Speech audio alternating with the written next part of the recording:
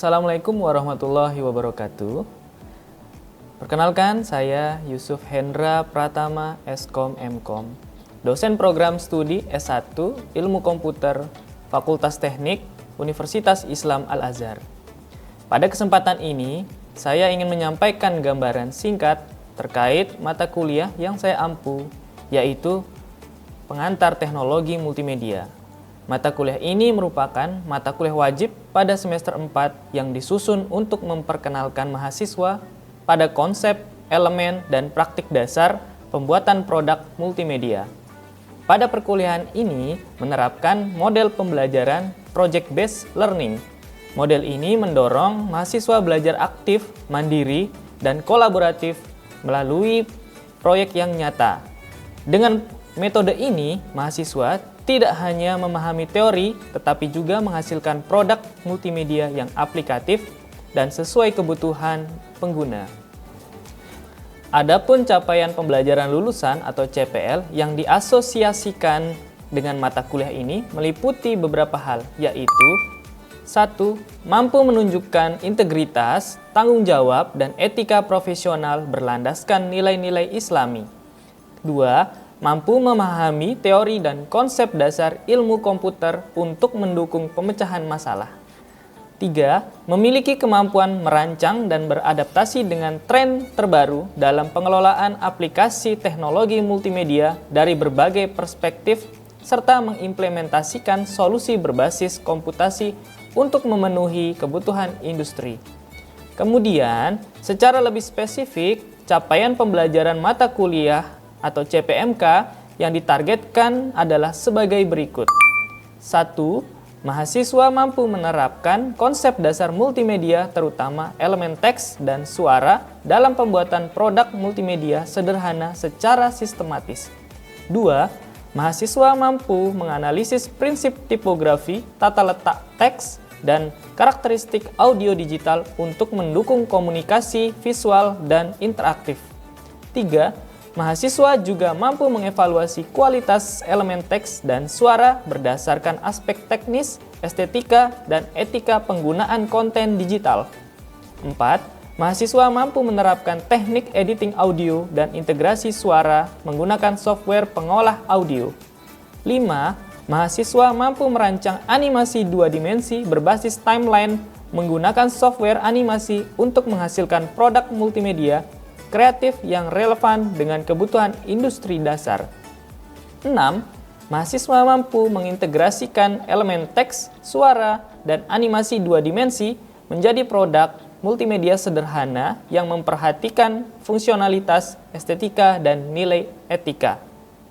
Untuk capaian CPMK tersebut, topik-topik yang akan dipelajari sepanjang 1 semester ini meliputi yang pertama, elemen dasar multimedia.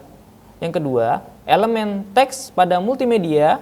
Yang ketiga, elemen audio digital. Dan yang keempat adalah animasi 2 dimensi. Setiap topik dikaitkan langsung dengan proyek sehingga teori dan praktik berjalan beriringan. Mengenai bobot penilaian, komponen penilaian terdiri dari kehadiran 10%, akhlak dan adab 10%, tugas 40%, UTS 20%, dan UAS 20%. Pembobotan ini menegaskan pentingnya keterlibatan etika dan keberlanjutan kerja proyek selain aspek ujian.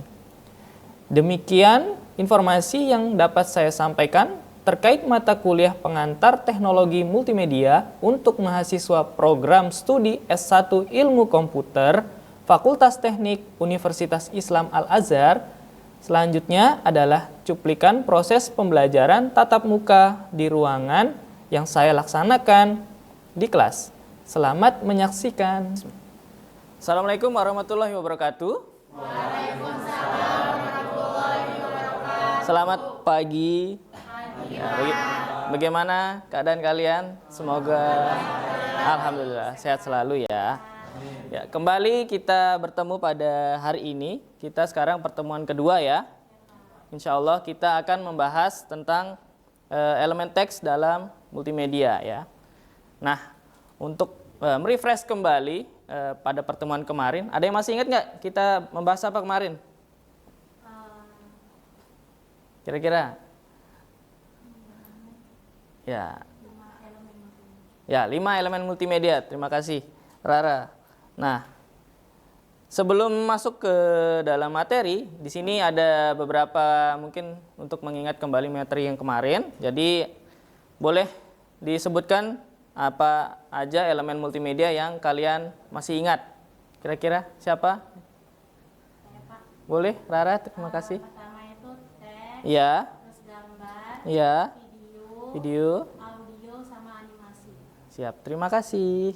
Nah, selanjutnya untuk pengalaman kalian menggunakan tools untuk membuat elemen-elemen multimedia, kira-kira ada yang berpengalaman? Ya, Pak.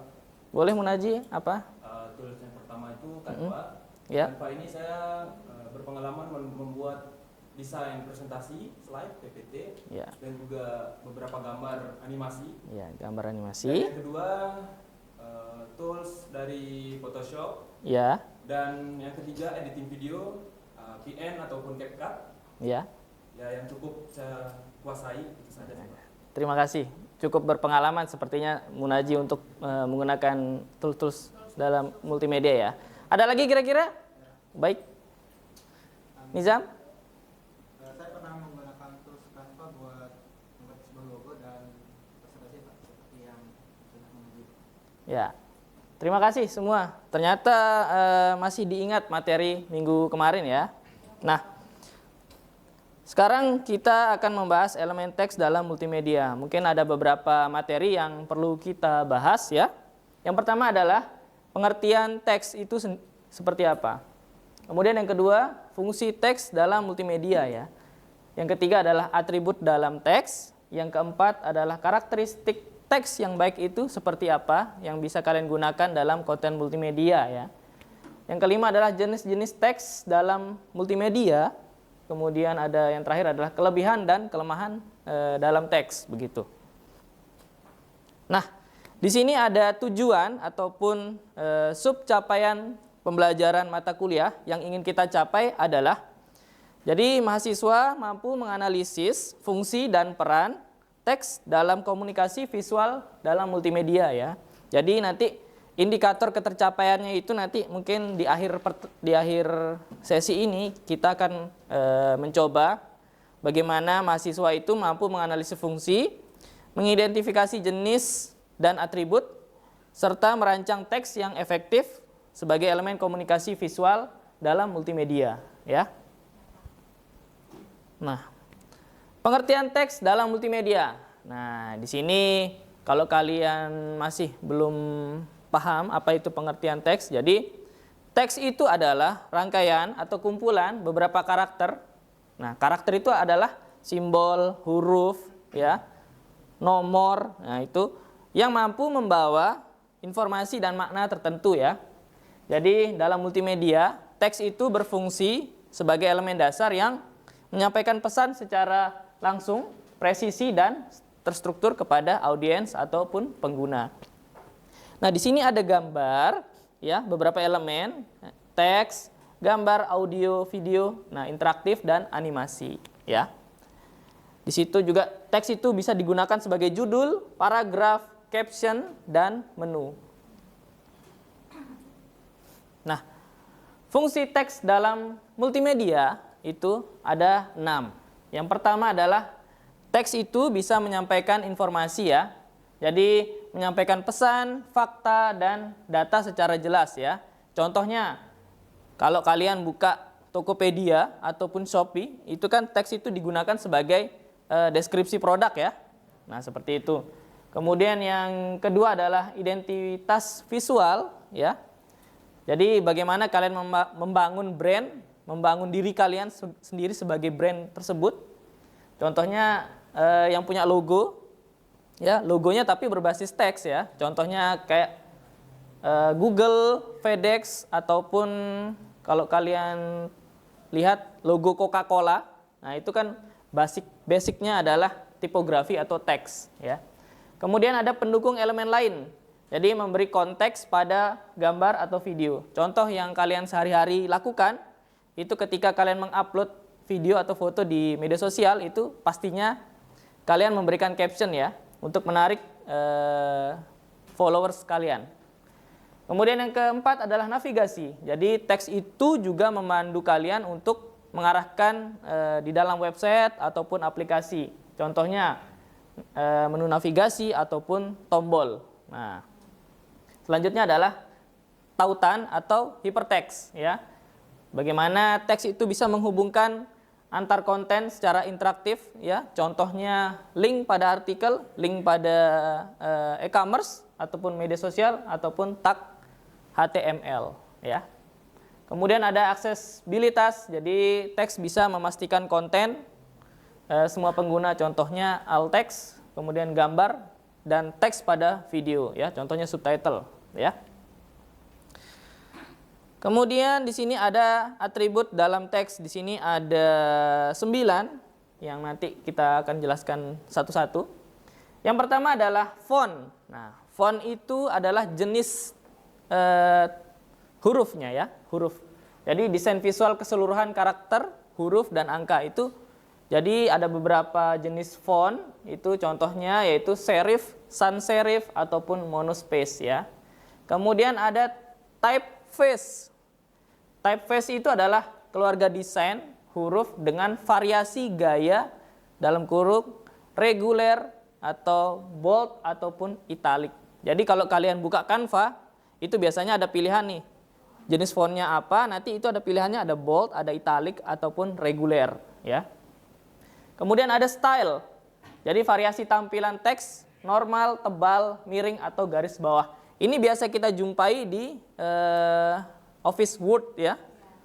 Kalau kalian mengedit teks itu nanti bisa pilih normal, ada bold ya, ada garis underline ataupun italic, garis miring gitu.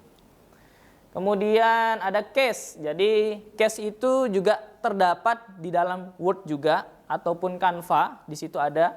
Jadi uppercase itu adalah huruf kapital semua, huruf besar semua ya. Kemudian ada lowercase, itu huruf kecil semua ya. Kemudian ada title case itu huruf di awal itu besar, seterusnya kecil ya, seperti judul proposal kalian. Kemudian ada weight, jadi ketebalan goresan dalam huruf tersebut. Ada light, ada reguler, ada bold juga ya.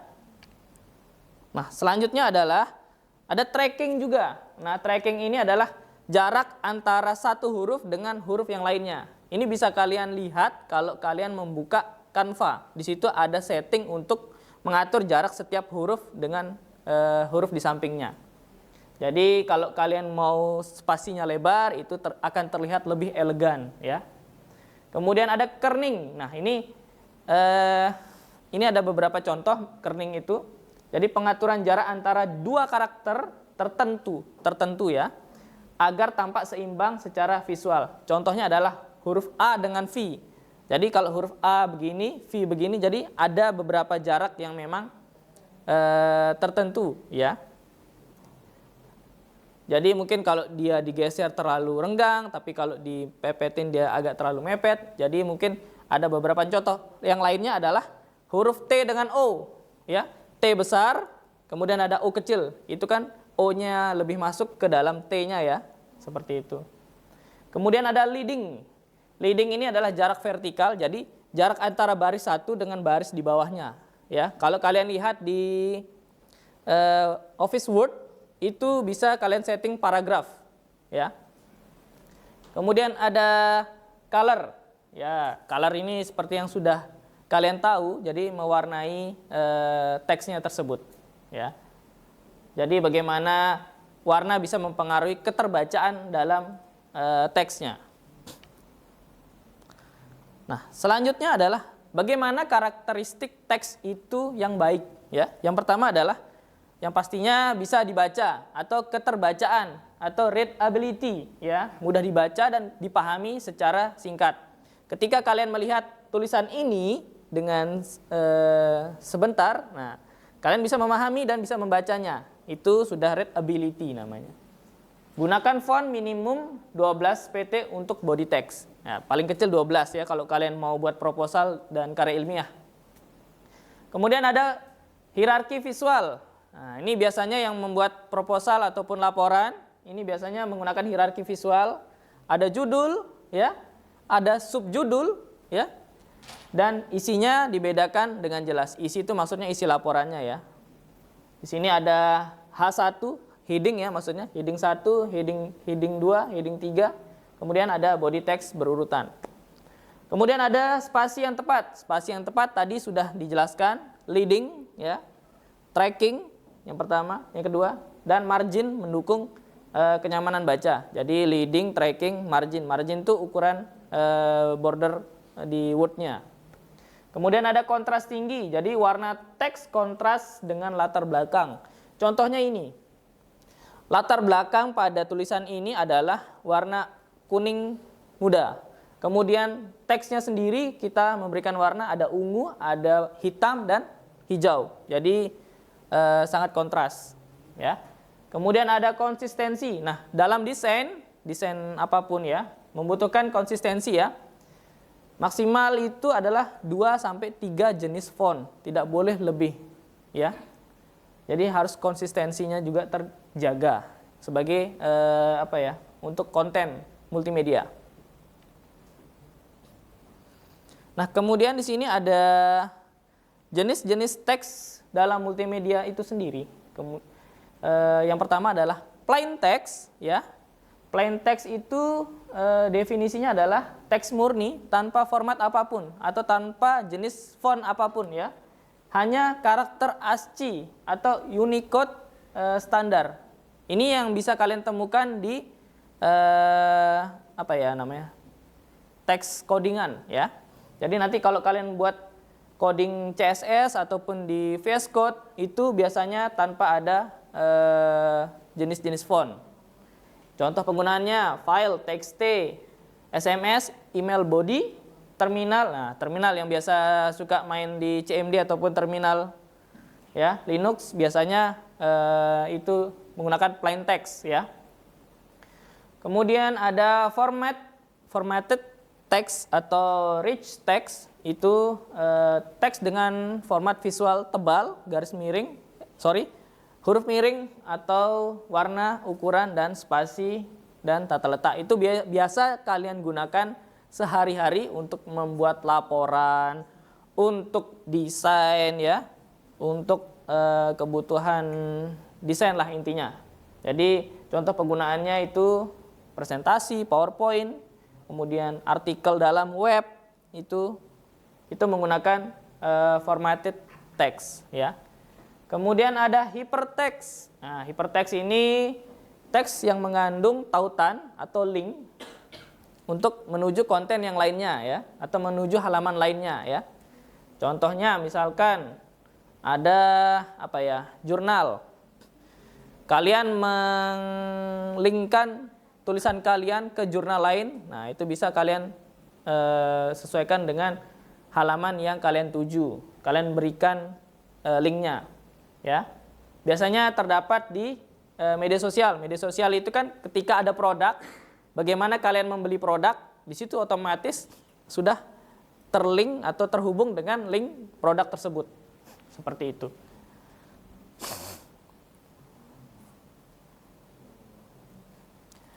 Nah, di sini ada kelebihan dan kelemahan teks dalam multimedia ya. Kita bahas yang pertama adalah kelebihan teks itu sendiri. Yang pertama adalah ukuran filenya kecil ya. Jadi tidak membutuhkan memori atau bandwidth yang besar dibandingkan dengan gambar ataupun video ya. Jadi menyimpan teks itu tidak seberat menyimpan gambar atau video. Kemudian mudah dicari. Kalau di Word kalian bisa Ctrl F, itu kalian bisa mencari teksnya langsung, kalimat atau kata ya. Kemudian ada presisi dan eksplisit. Jadi pesannya tersampaikan secara tepat tanpa ada makna yang berganda atau ambiguitas ya. Jadi kalau kalian menyampaikan sesuatu dengan menggunakan teks itu otomatis tidak ada makna yang lain. Kemudian mudah diedit. Jadi fleksibel, diubah kapan saja tanpa harus butuh peralatan khusus ya. Bagaimana kalau kalian mau ngedit video, itu kan butuh tools khusus ya. Kalau teks kan hanya bisa dimanapun, kalian hanya rubah teksnya. Kemudian aksesibilitas tinggi, bisa dibaca di dalam screen reader, diterjemahkan juga. Kemudian untuk pengguna tunanetra di sini bisa dikonversi ke huruf braille atau format braille. Nah, yang kedua adalah kelemahan pada teks. Kelemahannya nih. Jadi, kalau kita lihat slide itu kalau full dengan teks itu kurang menarik ya secara visual. Nah, itu salah satu kelemahan dalam teks.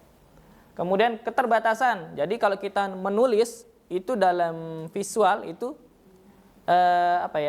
tidak bisa menyampaikan visual kita, baik itu nada ataupun suara. Jadi keterbatasan emosi ekspresi kita. Kemudian beban kognitif lebih tinggi, jadi memerlukan kemampuan membaca. Jadi kalau kalian belum bisa membaca ya tidak bisa memahami teks tersebut ya. Kemudian tidak cocok semua konteks, jadi sulit menjelaskan prosedur visual atau gerakan tanpa media lain. Kemudian ada kendala bahasa dan literasi. Jadi bergantung dari kalian juga apakah kalian bisa bahasa Indonesia ataupun bisa membaca ya. Nah, di sini ada tools, beberapa tools. Di sini ada tools grafis tipe desktop, digital sama animasi. Di sini ada beberapa tools yang bisa kalian manfaatkan untuk mengembangkan teks itu sendiri ya. Oke, mari kita berdiskusi untuk materi kali ini. Di sini ada 3. Jadi, bagaimana kalian bisa menganalisis fungsi teks tadi yang sudah saya ceritakan. Ada kira-kira yang bisa menceritakan manfaat teks di dalam e-commerce, contohnya Tokopedia ataupun Shopee. Siapa? Kira-kira? Baik, Nizam, silahkan. Apa fungsinya? Jadi untuk teks di dalam Tokopedia maupun Shopee itu yang sudah Bapak jelaskan kepada kami itu yang pertama adalah tentang identitas suatu produk. Ya. Kemudian yang kedua sebagai link. Ya. Jadi produk yang pertama ke produk yang lain. Ya. Dan juga sebagai Oke, cukup dah ya? Oke, cukup. Nanti kita lengkapi. Jadi bisa juga navigasi ya untuk mengarahkan tombol-tombol. Kalau mau mesen ini ada tombolnya. Kemudian mendeskripsikan, menjelaskan logo dari toko. Kemudian yang kedua adalah bagaimana penggunaan plain text, format text, dan hypertext contohnya. Kira-kira ada yang bisa menjawab? Ayo. Plain text tadi apa? Teks tadi normal murni tanpa gaya. Iya, digunakan untuk apa? Coding Coding. Terus ada format teks. itu memiliki gaya visual. Ya, untuk contohnya Misalnya desain, bisa menggunakan Canva. Ya, kemudian hypertext seperti apa? teks itu link tautan. Ya, tautan link banyak contohnya ya. Tadi di Shopee juga ada tautan link. Kemudian yang terakhir, menurut Anda jika target pengguna ini adalah lansia, ya, atribut teks apa saja yang perlu diperhatikan? Kira-kira. Contohnya. Jenis fontnya harus tebal. Kemudian ukuran huruf harus besar. Kemudian Mungkin warna background harus kontras. Kemudian apa? Leading segala macam, jarak antara huruf dengan huruf yang lain. Ya, baik. Nah, sudah cukup. Oke, terima kasih ya sudah berdiskusi dan mampu menjawab. Kemudian yang terakhir kita ada tugas. Di sini kita akan membuat desain CTA, call to action, ya. Call to action itu contohnya untuk memanggil, ya, menarik. Contohnya adalah daftar sekarang, ayo cepat. Nah, minimal 2 jenis font, dikombinasikan heading font, terapkan minimal 4 atribut yang sudah saya berikan. Kemudian ada format filenya PNG, ya. Kemudian nanti akan dipresentasikan minggu depan pada pertemuan selanjutnya ya. Tolong dikerjakan dengan kreatif, sekreatif mungkin, kemudian nanti dipresentasikan sekreatif mungkin ya. Itu saja mungkin materi dari saya. Kurang lebihnya mohon maaf. Wabillahi taufik wal hidayah. Wassalamualaikum warahmatullahi wabarakatuh. Terima kasih. Demikian deskripsi singkat serta cuplikan proses pembelajaran dari mata kuliah pengantar teknologi multimedia yang saya ampu. Semoga dapat memberikan gambaran terkait kinerja pengajaran pada mata kuliah pengantar teknologi multimedia pada program studi S1 Ilmu Komputer Fakultas Teknik Universitas Islam Al-Azhar. Saya mengucapkan terima kasih kepada seluruh pihak yang terlibat, yaitu Kemendikti Saintek melalui Direktorat Jenderal Pendidikan Tinggi, LL Dikti Wilayah 8, Bali dan Nusa Tenggara Barat, serta seluruh tim sertifikasi dosen di lingkungan Universitas Islam Al-Azhar tahun 2026. Tidak lupa, saya ucapkan terima kasih kepada seluruh jajaran pimpinan, rekan dosen sejawat, dan rekan-rekan mahasiswa di lingkungan Fakultas Teknik Universitas Islam Al-Azhar. Demikian yang dapat saya sampaikan. Mohon maaf apabila terdapat kekurangan dan kesalahan dari saya. Sekian dan terima kasih. Wabillahi taufiq wal hidayah. Wassalamualaikum warahmatullahi wabarakatuh.